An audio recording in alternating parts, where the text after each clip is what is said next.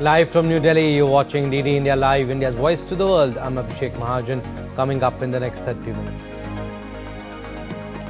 Prime Minister Narendra Modi hails India's space journey, says nation filled with pride after Shubhanshu Shukla's return from ISS. Also addresses key issues including science, culture and handloom in his 124th monthly radio program, Mann Ki Baat. Thailand and Cambodia clash enters day 4 despite both sides agreed for ceasefire talks. India issues advisory for its citizens, hopes measures will be taken for cessation of hostilities. Israel announces military pause in 3 Gaza areas shortly after it led more aid into Gaza to ease the humanitarian crisis.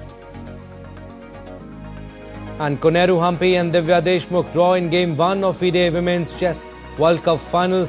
Summit clash continues on Sunday.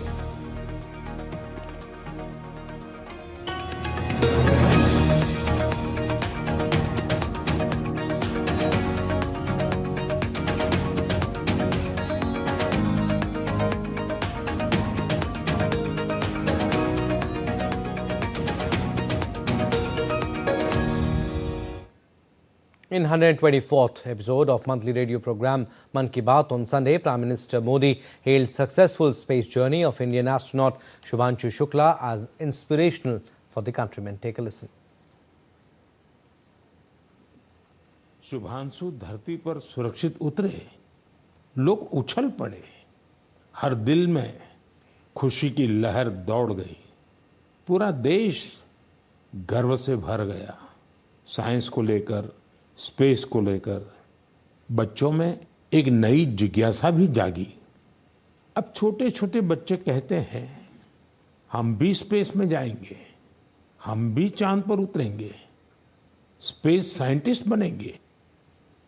Highlighting the Swadeshi movement that gave a new energy to local products, Prime Minister Modi said textile is not just a sector of India, but it is an example of our cultural diversity. इस साल 7 अगस्त को national handloom day के 10 साल पूरे हो रहे हैं। आज जब देश विकसित भारत बनने के लिए कदम बढ़ा रहा है, तो टेक्सटाइल सेक्टर देश की ताकत बन रहा है। गांवों की महिलाएं, शहरों के डिजाइनर, बुजुर्ग बुनकर और स्टार्टअप शुरू करने वाले हमारे युवा सब मिलकर इसे आगे बढ़ा रहे हैं। आज भारत में 3000 से ज्यादा टेक्सटाइल स्टार्टअप सक्रिय हैं। कई स्टार्टअप्स ने भारत के हैंडलूम पहचान को ग्लोबल हाइट दी है।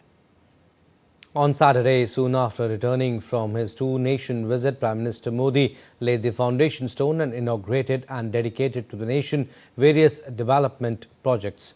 Worth over rupees 4,800 crore at public event at Toothukudi in Tamil Nadu on Saturday. These landmark projects across multiple sectors will significantly enhance regional connectivity, boost logistics efficiency, strengthen clean energy infrastructure and improve the quality of life for citizens across Tamil Nadu.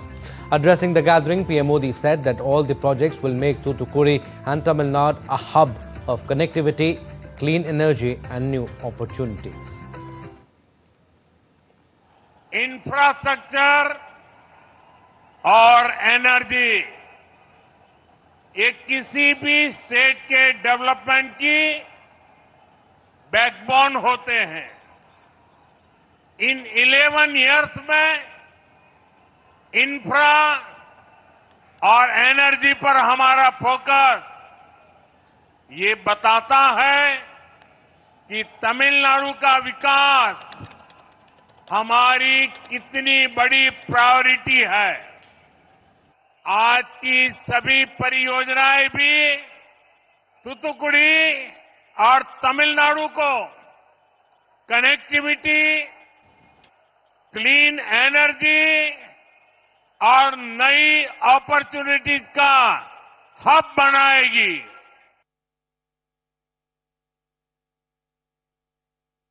Air infrastructure and enhancing connectivity. Prime Minister Modi also inaugurated the new terminal building at Tuticorin Airport, developed at a cost of around rupees 450 crore. designed to meet the growing aviation demands of the southern region. PM Modi also undertook a walkthrough of the new terminal building. On day 2 of Tamil Nadu visit, Prime Minister Modi to release a commemorative coin honouring one of the greatest emperors of India, Rajendra Chola I, celebrating Ade Thiruvatairai festival during a public event at Gangaikonda Cholpuram temple. This special celebration also commemorates 1,000 years of the legendary maritime expedition of Rajendra Chola I to Southeast Asia and the commencement of the construction of the iconic Gangaikonda Cholpuram temple, a magnificent example of Chol architecture.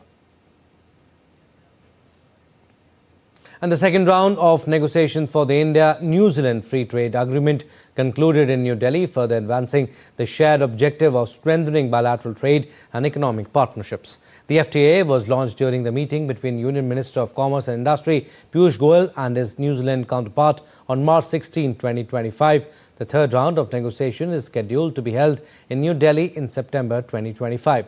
India's bilateral merchandise trade with New Zealand reached $1.3 billion in financial year 2024-25, recording a growth of 48.6% over the previous financial year, signaling the growing potential of the economic partnership.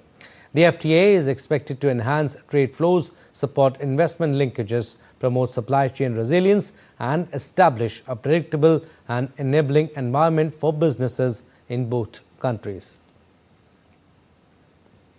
Now, India has dispatched a consignment of 10 tons of humanitarian assistance to the people of Somalia in a significant gesture of international solidarity towards the African nation, which had been grappling with an escalating crisis and internal conflict, climate shocks, and economic hardships. According to the Ministry of External Affairs, the consignment comprises a variety of critical medical supplies, including essential medicines, surgical items, hospital essentials, and biomedical equipment. The packages were also prominently marked with the Indian national flag and labelled "Gift from the People and Government of India." Somalia is currently experiencing the effect of La Nina, which is projected to persist until at least mid-2025.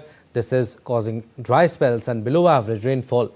6 million people will require immediate life-saving humanitarian aid and protection in 2025.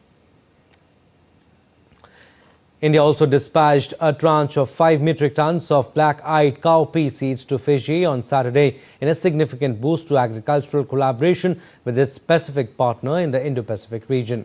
The Government of India has supported Fiji's nation-building efforts across multiple sectors, especially in human resource development and capacity building. Moving on, a stampede took place at Mansa Devi Temple in Haridwar, where 6 people died in the incident while several others were injured. The incident took place around 8:30 a.m. Indian Standard Time after a rumoured snapping of an overhead power line, which allegedly fell onto a crowded section of the walkway, triggering panic among pilgrims. Every year, Haridwar sees a massive influx of pilgrims during the month of Shravan, especially at the revered Har Ki Pauri and Mansa Devi temple. Prime Minister Modi expressed grief over the loss of lives in the stampede incident. He wrote on X, and I quote him here: "Deeply saddened by the loss of lives due to a stampede on the route to Mansa Devi temple in Haridwar, Uttarakhand. Condolences to those who lost their loved ones. May the injured recover soon. The local administration is assisting those affected, unquote. Some weather updates now. We'll start with the India weather updates. Torrential monsoon rains continue to lash several Indian states, leading to flooding, landslides, road blockages and evacuation efforts across many states. In the north, very heavy rainfall is likely to lash Uttarakhand on Sunday, while Himachal Pradesh and western Uttar Pradesh are expected to experience similar conditions on Monday. IMD has issued yellow alert for Mumbai, Palghar and Thane districts of Maharashtra for Sunday. A high tide alert has also been issued for Mumbai.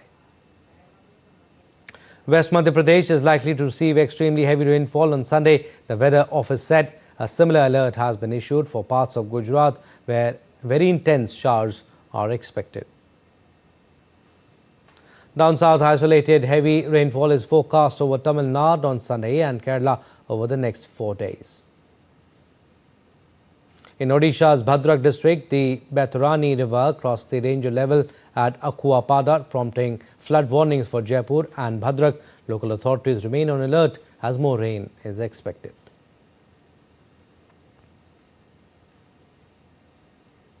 Global weather updates now. Heavy rain around Beijing and across north and northeast China has killed 2 and forced thousands to relocate as authorities warned of further widespread rain and risk of disasters, including landslides and flooding. China's Water Resources Ministry has issued targeted flood warnings to 11 provinces and regions, including Beijing and neighboring Hebei, for floods from small and mid-sized rivers and mountain torrents. Beijing issued a warning on Saturday for geological disasters, including landslides and mudslides, after intense rainfall unleashed for a second time a year's worth of rain on nearby Baoding. Northern China has experienced record precipitation in recent years, exposing densely populated cities, including Beijing, to flood risk. Some scientists link the increased rainfall in China's usually arid north to global warming. La Union province in the Philippines declared a state of calamity amid severe impacts of Typhoon Komay, which made landfall twice near the province.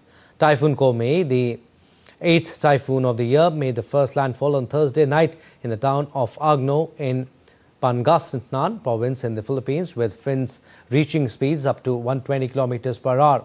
La Union province, located right between the two landfall locations, was greatly affected by the typhoon. Continuous rainfall has delayed repairs, forcing technicians to wait for clearer weather. Several streets in the city's downtown area were flooded, disrupting local traffic. In Mexico, a round of heavy afternoon rain triggered flash flooding in the mountain village, closing roads and prompting the rescue of at least 5 people trapped by fast-moving water. On July 9, flash floods in Ruidoso killed at least 3 people, including 2 young children, and trapped dozens in homes and vehicles. Ruidoso, a popular summer retreat as well as ski resort nestled in the Sierra Blanca mountain range of south-central New Mexico, is located about 185 kilometers south of Albuquerque, the state's largest city. Now, strong winds fueled widespread wildfires across Kosovo, with authorities managing to extinguish 17 blazes while 12 others remained active.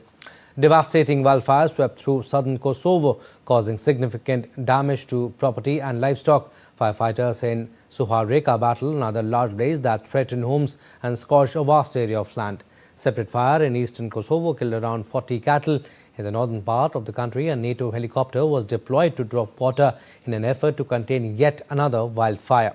Authorities have urged the public to avoid lighting fires outdoors as high temperatures and strong winds continue to elevate the risk of further outbreaks.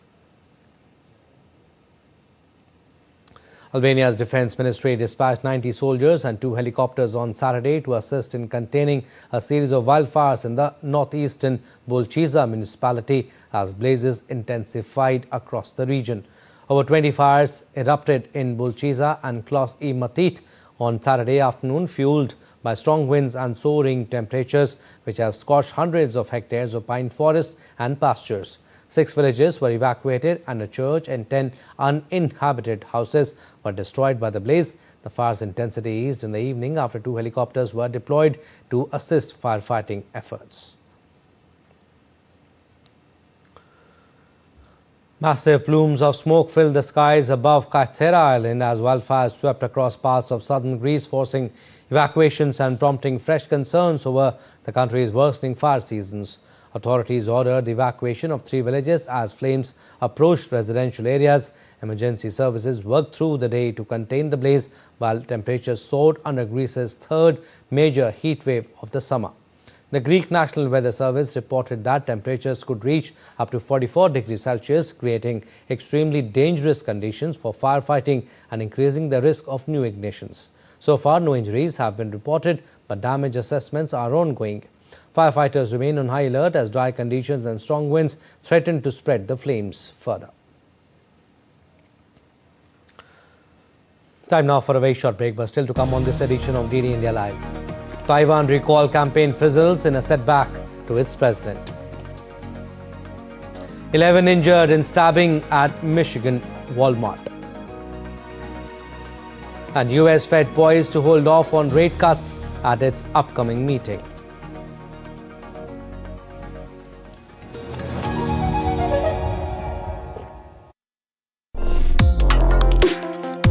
Complex issues, hidden agendas, twists and turns, strategic games. We think all dots are linked. We just need to connect them. Join me every week as I connect the dots to unravel hidden designs in statecraft, mysteries, and decode issues that matter to you. Watch Connecting the Dots with me at these times on DD India.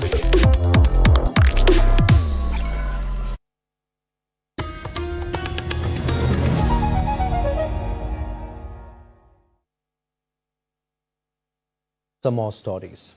Thailand and Cambodia clashed for the fourth day on Sunday, despite both sides saying they were ready to discuss a ceasefire after a late-night intervention by US President Donald Trump. The Southeast Asian neighbors have been locked in their bloodiest conflict in years over the disputed border. Both said they were willing to start talks to end the fighting after Trump spoke to the two prime ministers late on Saturday and said they had agreed to meet and quickly work out a ceasefire. After Trump's call, Thailand's acting Prime Minister Phumtham Vechayachai said he had agreed in principle to enter a ceasefire and start talks as soon as possible. He said that if there is no ceasefire, the US would not be ready to hold trade talks with either of the two countries. I told him that it is not a problem, as this is also our principle. We adhere to this principle, but our condition is that Cambodia must give assurance for the Thai people to stop shelling, because we base our negotiations and decisions on the safety of our people as primary.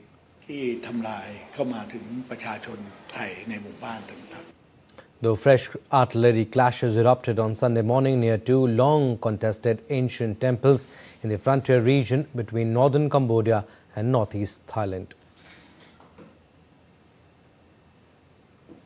Moving on, Israel declared a tactical pause in fighting in parts of Gaza on Sunday and said it would allow the UN and aid agencies to open secure land routes to tackle a deepening hunger crisis. The military also said it had begun airdropping food into the territory and rejected allegations it was using starvation as a weapon against Palestinian civilians. In a statement, the army said it coordinated its decisions with the UN and international organizations to increase the scale of humanitarian aid entering the Gaza Strip.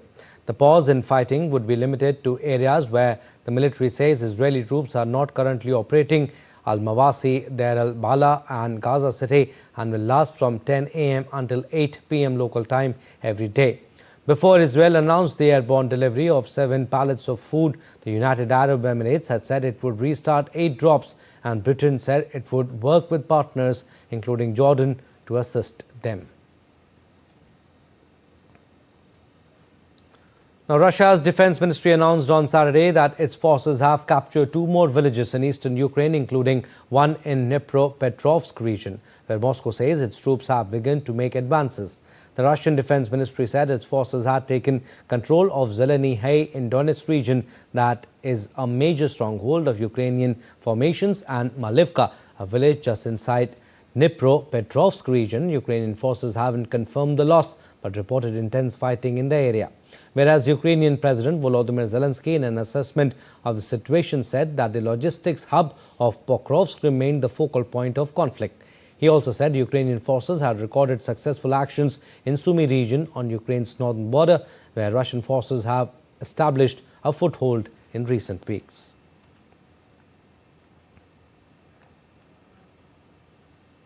Taiwan opposition lawmakers survived a major recall election on Saturday, thwarting a bid to oust 1/5 of the island's parliamentarians, a move supporters had hoped would send a message to China, but that opponents called an assault on democracy. All recall votes against 24 lawmakers from the largest opposition party, the Kuomintang, were rejected, according to live vote counts by Taiwanese media. The voting followed a campaign begun by civic groups The election result is a blow to President Lai Ching-te's Democratic Progressive Party, which has missed an opportunity to reshape the Taiwan legislature and regain its majority. The government said the island's largest ever recall vote had faced unprecedented election interference by China, which claims the democratically governed island as its own, a claim Taiwan rejects. Recall votes for 7 other KMT lawmakers will be held on August 23rd.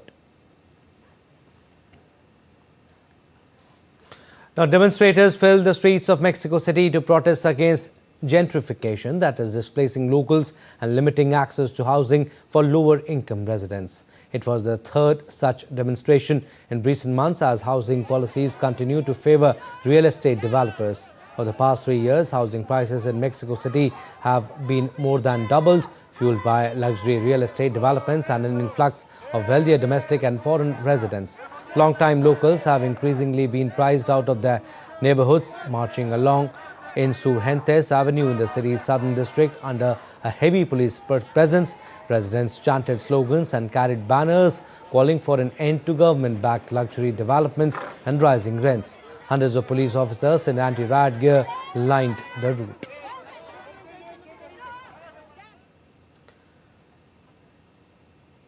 Now, thousands of people rallied in Malaysian capital to demand the resignation of Prime Minister Anwar Ibrahim amid growing anger over rising prices, alleged corruption, which have sharply affected middle and lower income households. The protest began with demonstrators marching through the heart of Kuala Lumpur before converging at the city's historic Independence Square. The rally, organized by opposition groups, drew a crowd of at least 18,000 people. Many also criticized what they see as the government's failure to deliver on promise of transparency and reform that Anwar pledged when he came to power.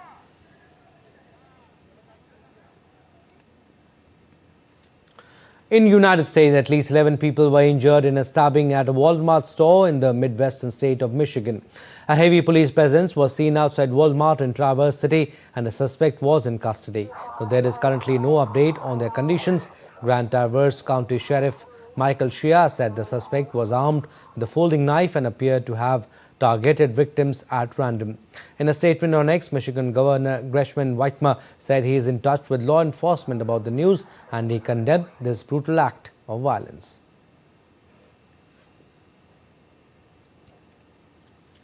The U.S. Central Bank is widely expected to hold off slashing interest rates again at its upcoming meeting as officials gather under the cloud of an intensifying pressure campaign by President Donald Trump. Policymakers at the Independent Federal Reserve have kept the benchmark lending rate steady since the start of the year as they monitor how Trump's sweeping tariffs are impacting the world's biggest economy. When mulling changes to interest rates, the central bank, which meets on Tuesday and Wednesday, seeks a balance between reining in inflation and the health of the jobs market. Most recently, Trump signaled he could use Fed's $2.5 billion renovation project as an avenue to oust Powell before backing off and saying that would be unlikely. Sports now. We'll start with chess. The opening game of FIDE Women's Chess World Cup final between Indian stars Humpy and Divya Deshmukh ended in a draw on Saturday. The game delivered an intense and intricate battle between Humpy and Deshmukh, marking a historic All-Indian Championship clash which ended in a hard-fought draw after 41 moves in Batumi in Georgia. With the match level at 0.5 each, the final continues on Sunday with Game 2 starting at 4:45 p.m. IST. Should there not be a winner by Sunday evening, the fate of the World Cup will come down to tie breaks on Monday. India's largest paramilitary force, the Central Reserve Police Force, marks its 87th raising day today. From counter-insurgency operations to election security and VIP protection, the CRPF remains the nation's formidable backbone in ensuring internal peace and order. Our report. Formed on July 27, 1939 as the Crown Representatives Police, the force was initially tasked with quelling disturbances in princely states. Over the decades, it has transformed into one of the most seasoned and respected paramilitary forces in the country, now called the CRPF. With 6 all-women battalions, a first among India's paramilitary ranks, CRPF continues to set benchmarks in inclusive security. The first such unit, the 88M Battalion, was formed in 1986 and is headquartered in New Delhi. These battalions play a vital role in managing sensitive situations with empathy, strength and precision. Its expertise in VIP protection is second to none. From union ministers and chief ministers to spiritual leaders and bureaucrats, CRPF's elite security wing ensures safety with uncompromising professionalism. One of CRPF's most decorated units, the Cobra or Commando Battalion for Resolute Action, is tailored for guerrilla and jungle warfare, especially against Maoist insurgents. With over 10 Cobra units deployed in left-wing extremism zones, their operations have led to a 70% decline in Maoist violence over the past decade. The Rapid Action Force, formed in 1992, is another specialized wing within CRPF. Trained to respond to riots and civil unrest with restraint and resolve, RAF has often been the first responder in times of internal crisis. Be it maintaining peace in Kashmir, ensuring fair elections across the nation, or reclaiming areas once under insurgent control, the CRPF remains a steadfast guardian of India's democratic fabric. Behind the uniforms are stories of courage, sacrifice, and relentless duty. Whether battling terrorists in the valley, restoring calm in the northeast, or rebuilding lives in conflict zones, the men and women of CRPF embody their motto: service and loyalty. Bureau Report, DD India. Well, that's all we have in this edition of DD India Live. But do let us know your thoughts on the news of the day. For those on the go, you can get all the latest news and updates from India and across the world on DD India mobile app. The app is available on both Android and iOS platforms. Scan the QR code on the screen to download now. And we'll be back with more news as it breaks here on DD India. I'm Abhishek Mahajan. From all of us here in Delhi, thanks for watching DD India Live.